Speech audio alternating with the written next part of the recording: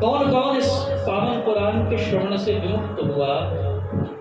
कोई ना कोई हमें प्रमाण तो चाहिए।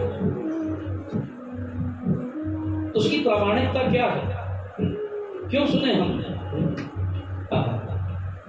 शौनकादि ऋषियों को सूत जी कहते हैं, मैं तुम्हें ये शिव महापुराण सुनाता हूं, जो पतित से पतित ब्राह्मण को भी, ब्राह्मण किसे कहते हैं? जो व्यक्ति ब्रह्म में रमण करे वो ब्राह्मण है। वेशभूषा से तो कोई ब्राह्मण नहीं कहलाता। जो ब्रह्म में रमण करे, ब्रह्म जानाति सह ब्राह्मण, जो ब्रह्म को जानने वाला है, जो निर्गुण निराकार अद्वैत की सिद्धि लाभ करता है, वही ब्राह्मण है। और ब्राह्मण के 6 कर्म होते हैं। षटकर्मी को ब्राह्मण कहते हैं। कौन कौन से होते हैं षटकर्म? सबसे पहले विद्या लेना, विद्या लेने के बाद विद्या देना, 2 कर्म। जब विद्या ले और दे, उसके बाद यज्ञ करना और फिर यज्ञ कराना, 4 कर्म। और 2 कर्म कौन से हैं? दान देना और दान लेना। ये ब्राह्मण के षटकर्म हैं। विद्या लेना और विद्या देना, यज्ञ करना और यज्ञ कराना, दान देना और दान लेना। षटकर्मी ब्राह्मण भी जब पतित हो जाता है तो शिव महापुराण के प्रताप से, पंचाक्षर की कृपा से, और मैं आपको इस शिव महापुराण में पंचाक्षर का प्रादुर्भाव कैसे हुआ, शिवलिंग की उत्पत्ति कैसे हुई, और लिंग किसे कहते हैं। बहुत सारे विधर्मियों ने सनातन संस्कृति को कलंकित करने के लिए, जिनको न भाषा का ज्ञान है, जो न व्याकरण जानते हैं, जो केवल अनर्गल अर्थ करते हैं, ऐसे विधर्मी जो सनातनियों को लिंग पूजक कहकर बगैर जाने बगैर समझे घोर अनर्थ फैलाते हैं, ऐसे विधर्मियों को भी शास्त्रीय और तार्किक और विज्ञान के स्तर से एक वैज्ञानिक उत्तर, साइंटिफिक आंसर, ये शिव महापुराण देखें, ताकि कल आप अपने बच्चों को, जब कोई विधर्मी उनके अंदर संशय के बीज बोए, जब उनके आकर मन मस्तिष्क को भ्रष्ट करे, तो आपके बच्चे और आपके पास वो ज्ञान हो, ताकि आप सामने वाले को निरुत्तर करने के लिए, उसकी अपभ्रष्ट भाषा को वहीं विराम लगाने के लिए, वहीं बंद कर देने के लिए आप तैयार हों। ये ज्ञान आपके पास होना चाहिए। और इस शिव महापुराण में आपको बहुत ऐसे उत्तर मुझे देने हैं जो बार बार प्रश्न के रूप में खड़े किए जाते हैं।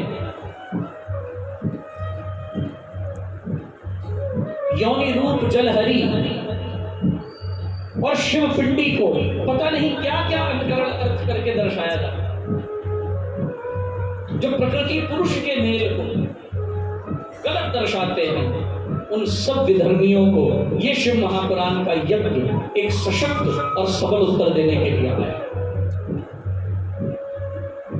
महाराज, लिंगोपासना क्यों होती? क्या कहते हैं लिंग को? क्यों कहते हैं? इसका नाम लिंग ही क्यों पड़ा? और मैं जानता हूं आप में यहां बैठे हुए, भले ही आपने 10 बार शिव पुराण सुनी हो, मैं दावा करता हूं यहां बैठे हुए लोग, यदि मैं सही उत्तर, शास्त्रीय उत्तर की मांग करूं, तो आप में से एक भी व्यक्ति यहां मुझे शास्त्रीय उत्तर नहीं दे सकता। मुझे खबर है इसमें और आपको जरूरत है इसमें इसीलिए ये शिव महापुराण एक नई आधारशिला रखेगी चंडीगढ़ वालों। और शिवलिंग का लाभ क्या है, इस उपासना से मिलता क्या है और क्यों की जाए। सबसे पहला प्रश्न यही आता है, हम कुछ करें तो क्यों करें, क्या मिलेगा। आजकल भारत में कुछ अंधी परंपराएं चली। योनि के दाहिने भाग के ऊपर चंदन कर दो, तुम्हारे दुख दारिद्र मिट जाए।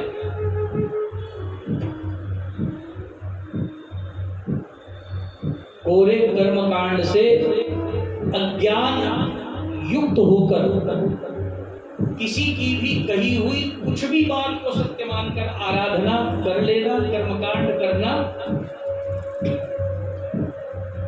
जिसका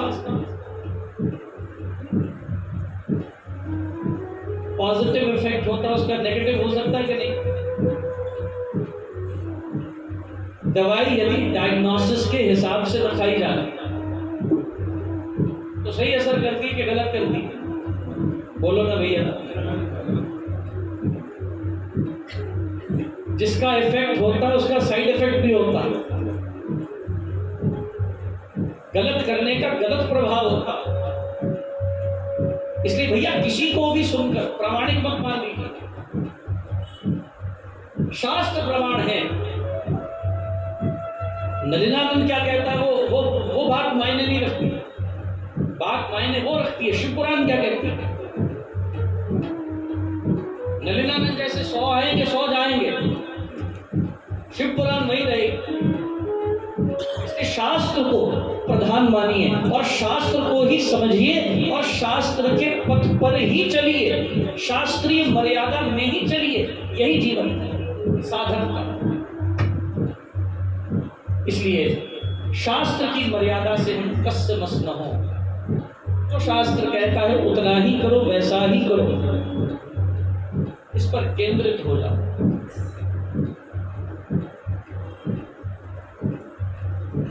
बस भैया तो जो घोड़ा होता है ना भैया, जिसको रथ पे लगाते हैं, तो उसकी आंखों के आगे क्या करते हैं, बोलो ना भैया, विजन ब्लॉकर लगा देते हैं, बंद कर देते हैं। भैया अभी दाएं और बाएं मत देखिए, कहीं इसका मन आ गया दाएं बाएं देखकर तो कहीं और भगा तो दिक्कत करेगा। कहते भैया तुम सीधा चलना, इसलिए दाएं बाएं की दृष्टि बंद कर देते हैं महाराज। बस हमें भी दाएं बाएं की दृष्टि बंद करके शास्त्र की मर्यादा में सीधे चलना, जो शिव पुराण कहती है वही करना। वही क्या कहता है उससे सरोकार नहीं। लोग तो बहुत कुछ कहेंगे, मुझे कुछ लोग आकर बताने लगे महाराज ऐसा करें तो महाराज हमने सुना ऐसा होता है। किसने कहा? महाराज कोई कथा वाचा होंगे, शिव महापुराण नहीं है, हमें किसी कथा वाचक का नहीं, हमें शिव पुराण का आश्रय करना। ये है हमारे लिए सर्वाराधना। ये जो कहते हैं वही है मानना। इसलिए बंधुओं शिव महापुराण में आया ये पतित से पतित व्यक्ति का भी उद्धार कर सकती है। जैसे एक ब्राह्मण जिनका नाम था देवराज, उसका उद्धार किया जो पतित हो गया था। बड़े भाव और प्रेम से समय हो गया, समय की मर्यादा का रोज ध्यान रखते हुए सही 6:30 से 9:30 प्रति दिवस शिव महापुराण में गोता लगाएंगे। लेकिन 2 मिनट हम नाम संकीर्तन करके फिर आरती के